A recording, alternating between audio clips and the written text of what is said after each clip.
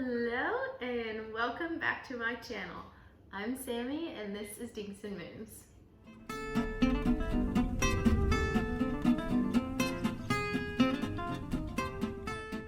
Today I am making Joy Food Sunshine's Fudgy Paleo Brownies. I also want to emphasize that this doesn't have to be paleo or gluten-free. It is paleo and it is gluten-free because of the almond flour, but she said you can use regular flour. So don't be scared or turned away by the fact that this is paleo or gluten-free. Still vegan, but first combine the dry ingredients. So I have my almond flour and cocoa powder already in the bowl. So that is, there's a little fruit fly. I hate them. Okay, anyways, so almond flour, which is 3 tablespoons of almond flour. Oh, it is also a super small recipe. So she said that you can make it bigger, double the recipe and make it in an 8x8 pan, but this just has 4 servings, so it's super small. I wanted to just make the small version first. That's one thing I already have kind of a critique on, is the original recipe, which is 4 servings, calls for, really small pans. So I don't know, it seems kind of difficult to have these really, really small pans to make this recipe, or you have to double it. So that's one critique that I have already, but let's give it a try. I'll make the recipe and we will see how it goes. So combine your 3 tablespoons of almond flour and 2 tablespoons of cocoa powder right here, and then add your baking soda, baking powder, and salt. I have it right here. Adding that in, I'm gonna whisk it. Okay, but it is really chunky and she doesn't say sift it, so I'm not sifting it. Okay, whatever. I'm not gonna get all the chunks out. All right, and then that is it for your dry ingredients. Super quick. Next, she tells us to melt almond butter, 1/2 cup of almond butter, and 2 tablespoons, no, just kidding. It is, 1 tablespoon of coconut oil. Melt those together. So I heated it up, melted it together, and you're gonna add that to your bowl. All right. And next you're gonna add 2 tablespoons of maple syrup, or you can use honey, and 2 tablespoons of unsweetened applesauce. I don't know about you guys, but I love fudgy brownies, so even though these are paleo.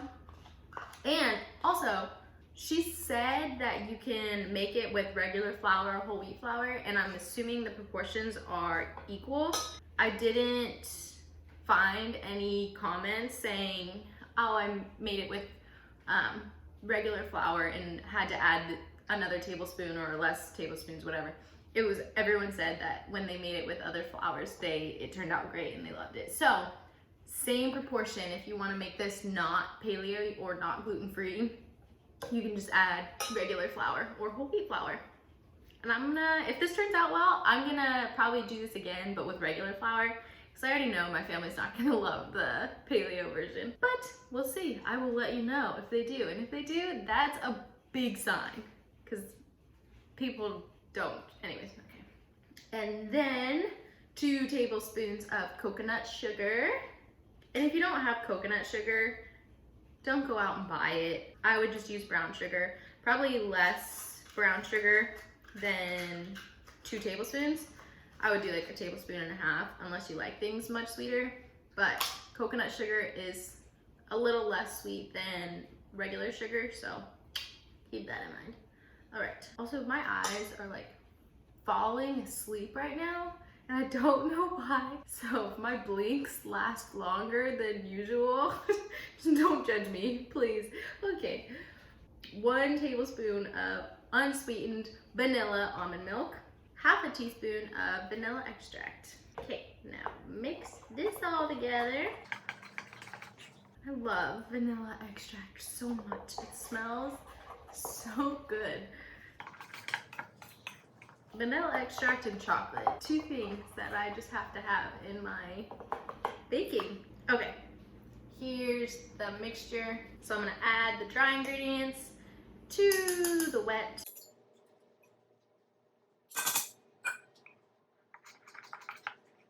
Because this uses almond flour and not regular flour, it's not so crucial to be very gentle with the mixture when you're folding in the flour or the dry ingredients, because there's no gluten in almond flour, so you're not gonna mess with the texture at all if you blend this a little more than usual.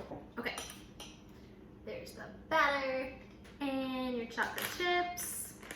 I'm still using Lily's dark chocolate chips that are sweetened with stevia. I got some other ones that I'm gonna try once this bag runs out. I got some recommendations though on other chocolate chips, and that's super helpful. So thank you to those of you who reached out to me. All right. So it's like a 4th cup, I think, of chocolate chips, but never measure your chocolate. So that is the batter. She tells us, so preheat the oven, what was it? Preheat your oven to 350 degrees. For time-wise, she says instead of a set amount of time like most recipes, she gave a range of times, 10 to 15 minutes.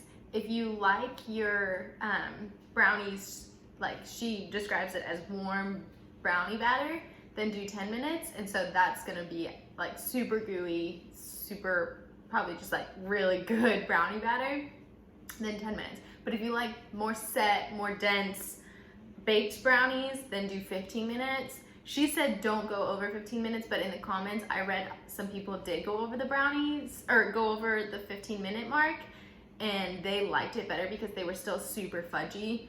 And I read this, it's not in the recipe. This is why it's important to read the whole thing before baking. Yeah, excuse me, it's a hiccup. All right, I'm going to bake these at 350 degrees for 12 minutes.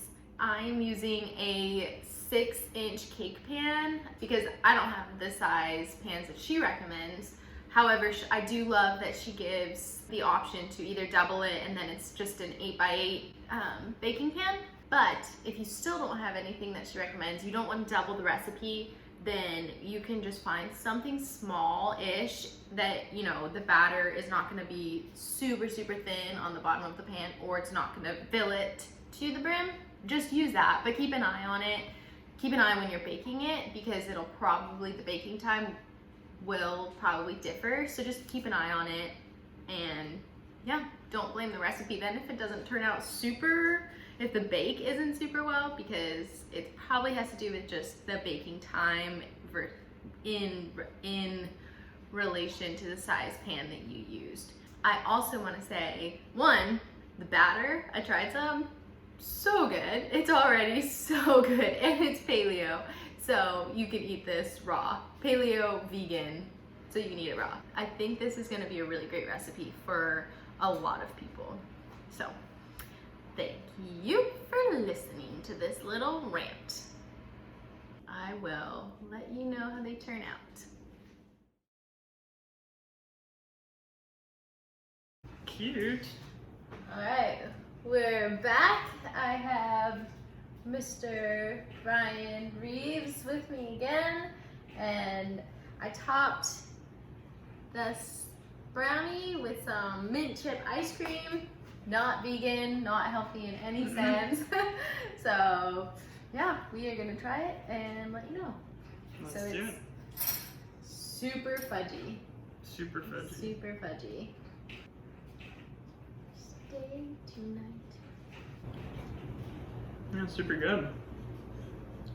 It tastes just like a normal brownie. Really? Yeah. Anything different? Anything? I honestly think I might like it better than normal brownies, because normal brownies sometimes are too aggressive for me. Like they have I don't even know what the right word is. Too rich? Yeah, maybe. Yeah, I think that is. So this is actually paleo vegan. It's made with almond flour. It's made with almond flour. Almond flour. Almond flour. And do you like the consistency in the middle of the center of it? Yeah, So seems pretty similar. where's the camera? That's not pretty. So the center is super fudgy.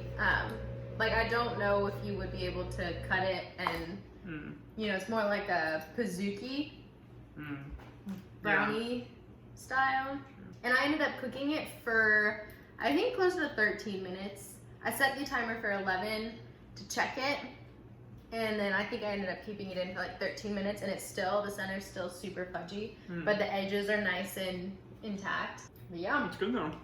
It's really good, and I highly recommend it. He didn't even know that it was, he likes it more than regular brownies.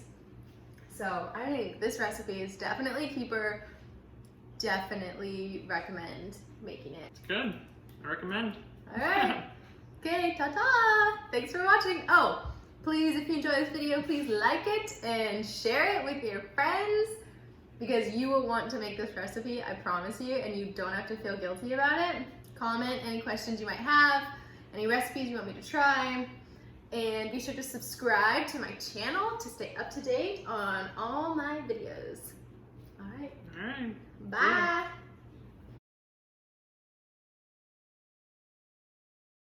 I really like that she went through and gave the different times for the different like texture that you want. She also said if you only have a 5 by 12 loaf pan, do 8 to 10 minutes because they're gonna be thinner because they're more spread out. Because her loaf pan that she recommends is a much smaller. I think it was like 4 by 8. So yeah, if it was like a 5 and a 5 by 9 loaf pan, do it for 8 to 10 minutes because it's larger, so the brownies are gonna be thinner and need less cook time.